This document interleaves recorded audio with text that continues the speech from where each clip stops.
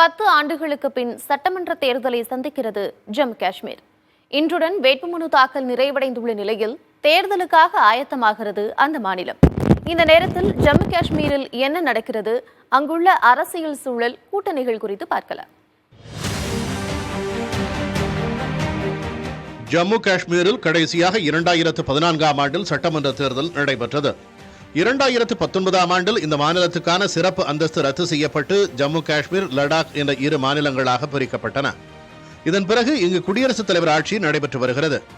90 தொகுதிகளை கொண்ட ஜம்மு காஷ்மீர் மாநில சட்டமன்றத்திற்கு 10 ஆண்டுகளுக்கு பின் தேர்தல் அறிவிக்கப்பட்டுள்ளது.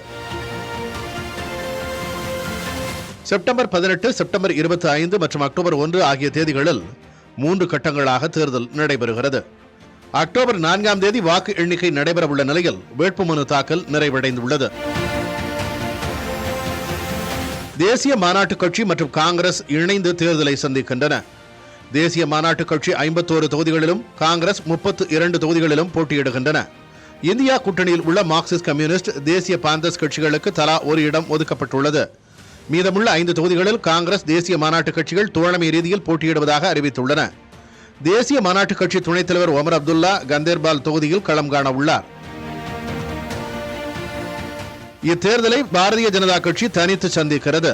பிரதமர் மோடி தலைமையில் 40 பேர் கொண்ட குழுவினர் ஜம்மு காஷ்மீரில் பரப்புரை மேற்கொள்ள உள்ளனர்.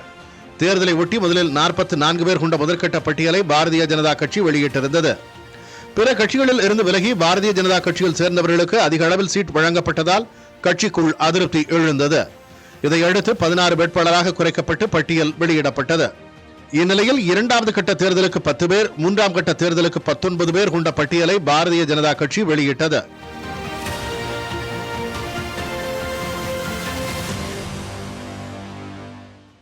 (2014) கடைசியாக நடந்த சட்டமன்ற தேர்தலில் பாரதிய ஜனதா கட்சியும் மக்கள் ஜனநாயக கட்சியும் கூட்டணி அமைத்து ஆட்சியை கைப்பற்றின.